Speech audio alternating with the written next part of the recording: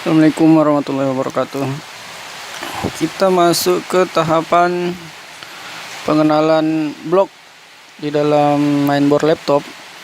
Ini sangat penting untuk tahap analisa, sehingga kita betul-betul paham apa yang kita kerjakan, apa yang akan kita kerjakan, dan akan kemana titik-titik pengukuran kita nantinya. Saya akan menggambarkan secara luas. Nanti akan kita jabarkan satu persatu pada saat melakukan analisa. Ya, mana nih?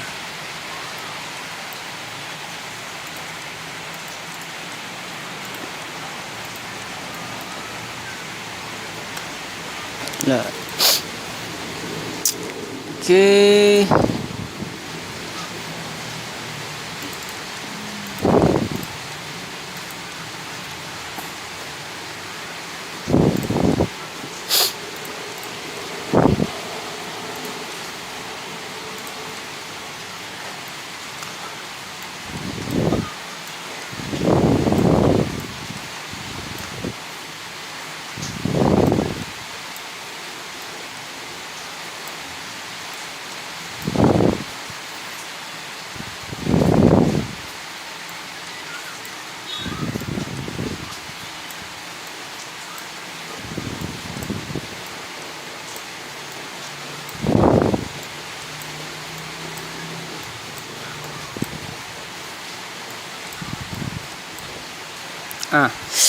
Saya mulai dari kotak-kotak ini mewakili blok-blok yang ada di dalam mainboard laptop. Jadi kita andaikan ini adalah sebuah mainboard. Nah, di dalam mainboard ini terdiri dari blok-blok power. Yang pertama kali kita tegangan dialiri adalah bernama blok charger. Ini namanya blok charger, blok CHG. Nah, biasanya orang bilang blok CHG. Nah, ini blok charger. Dari tegangan main power itu maksudnya tegangan inti, tegangan utama, yaitu tegangan 19 volt dari adaptor ataupun dari power supply. 19 volt tidak mutlak, tapi sebagian besar laptop itu menggunakan 19 volt karena untuk seri-seri Lenovo itu menggunakan 20 volt. Jadi kita berasumsi saja 19 volt tegangan main powernya, karena sebagian besar menggunakan 19 walaupun tidak semua ya.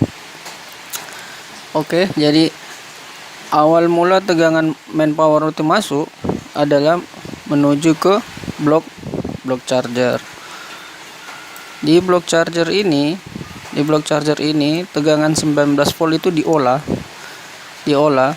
Kemudian jika di blok charger ini tidak mengalami kendala, tidak mengalami masalah, maka akan diteruskan tegangan 19 volt itu ke seluruh blok yang ada di mainboard. Jadi ini akan terhubung ke semua blok. Nah,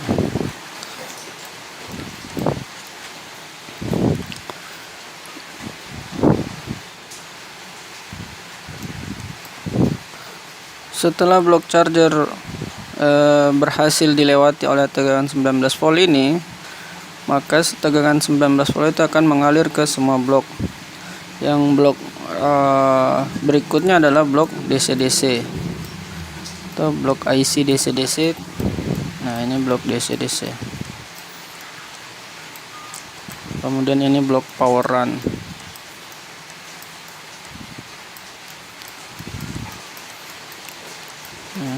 Blok power run. LVDS jelek.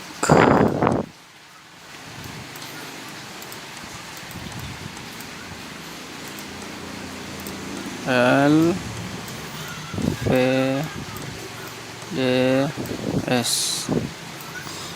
Nah, ini sionya.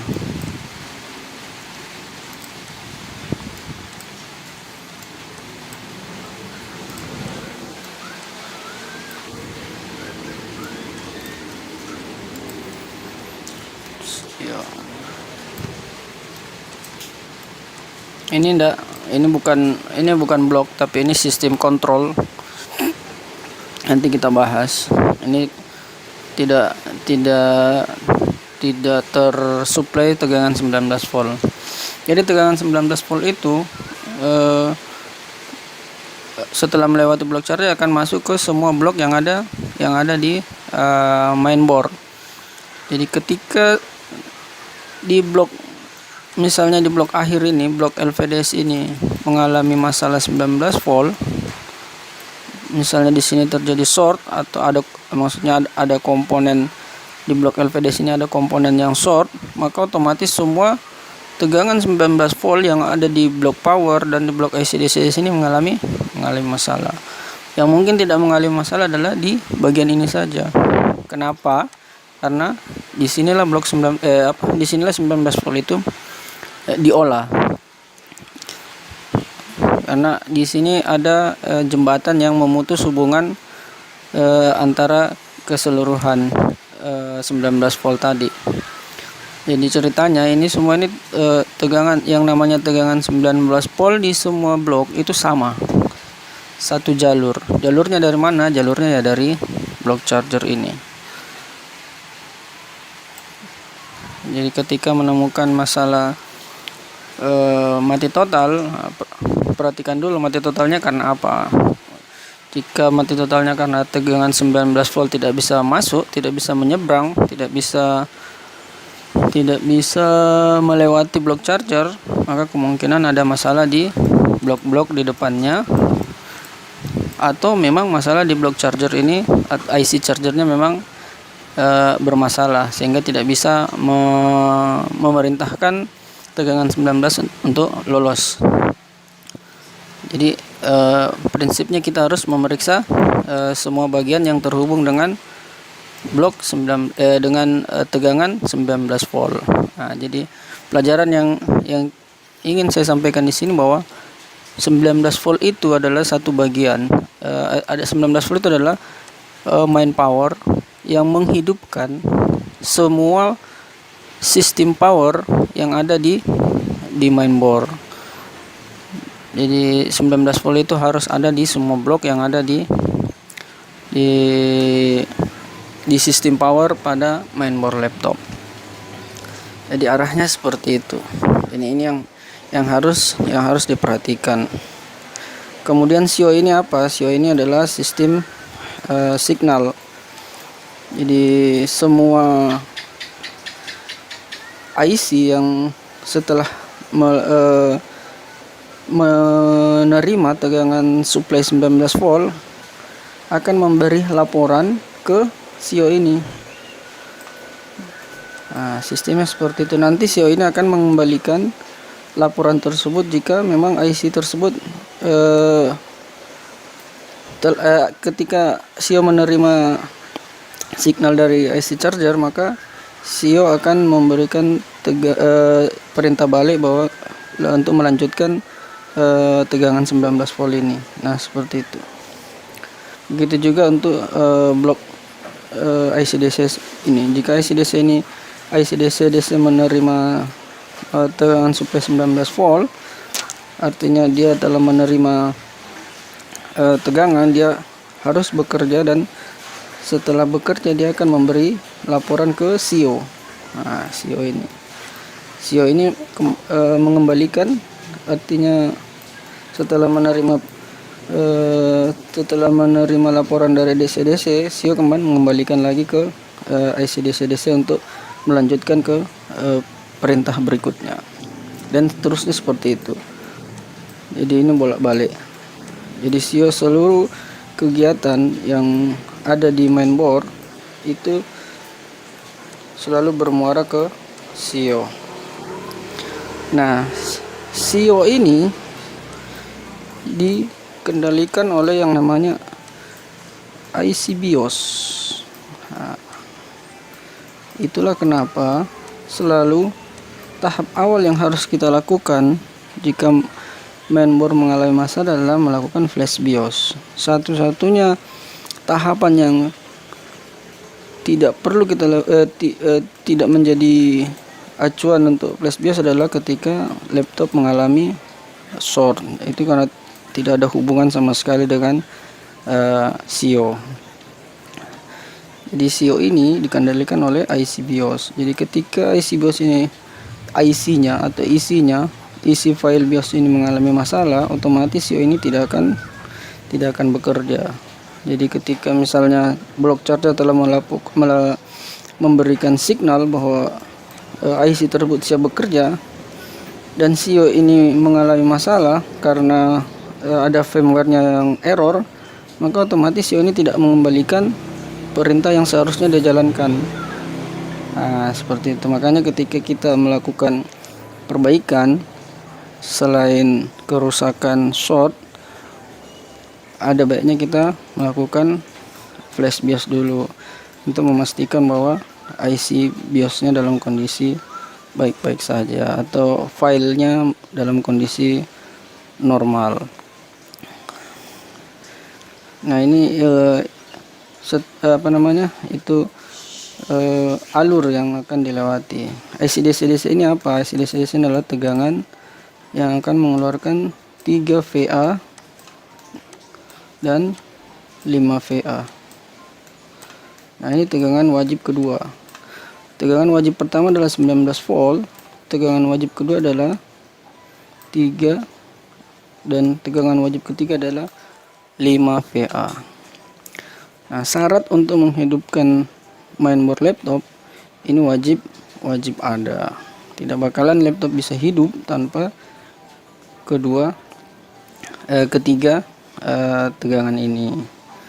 Jadi jika ada pertanyaan kondisi mati total, maka akan sulit dijawab jika yang bertanya tidak paham, tidak mengerti apa yang harus dilakukan. Mati total itu bisa disebabkan karena 19 volt tidak nyebrang, karena 3 VA, 5 VA tidak keluar, SIO tidak bekerja. Nah, itu bisa disebabkan mati total atau terjadi short.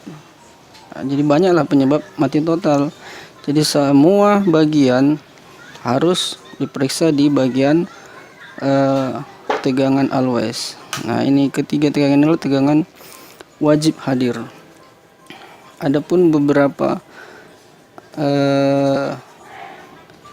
IC yang 3 VA dan 5 VA-nya 5 VA-nya tidak wajib atau 3 VA-nya tidak wajib, tapi tetap akan mengeluarkan tegangan wajibnya dari IC DC-DC ini di bagian jalur lainnya, tapi tetap diproses oleh IC DC-DC. Setelah 3 VA dan 5 VA keluar, maka ketika di switch maka poweran akan bekerja. Poweran bekerja itu apa? Poweran itu berupa tegangan 1,5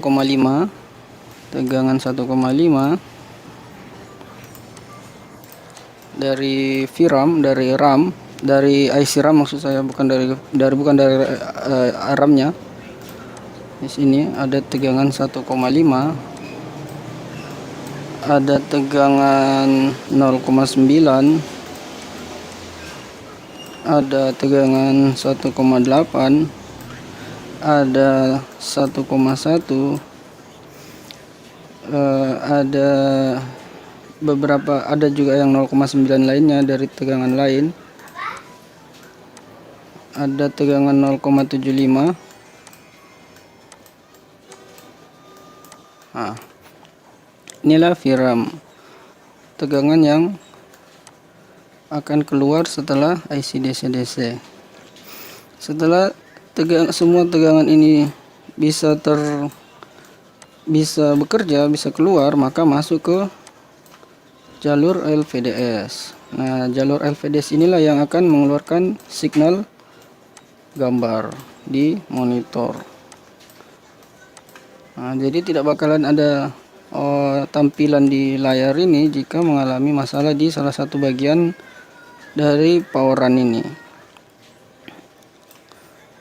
Ya, seperti itu kira-kira perjalanan tegangan sehingga bisa mengeluarkan tampilan atau display di layar monitor sebuah laptop. Nah, di blok LVDS ini juga ada beberapa tegangan yang wajib hadir untuk memberikan tampilan di display ini. Jadi walaupun ini sudah ada tapi LVDS mengalami masalah, ya tetap saja tidak bisa tampil ini monitornya, tidak bisa ada tampilan di LCD laptop. Nah, ini perjalanannya. Nah, nanti pekerjaan kita atau pelajaran kita adalah kita mulai dari tegangan 19 volt, block charger, IC DC-DC, power run, LVDS, CO. Nah, itu semua akan kita pelajari satu demi satu. Artinya kita mengulik satu demi satu bagaimana proses bekerjanya masing-masing blok ini. Nah, saya rasa untuk pengenalan umum cukup sekian, karena nanti akan kita bahas satu persatu. Ini hanya untuk memperkenalkan kepada teman-teman yang masih baru sehingga tidak bingung jalur tegangan itu bekerja seperti apa. Oke, kita cukupkan dulu. Kita lanjut ke pertemuan berikutnya, yaitu blok charger bersama dengan 19 volt ini. Kita akan mengulik bagaimana 19 volt ini bisa bekerja dan bisa mensuplai semua tegangan power yang ada di mainboard laptop. Oke, terima kasih.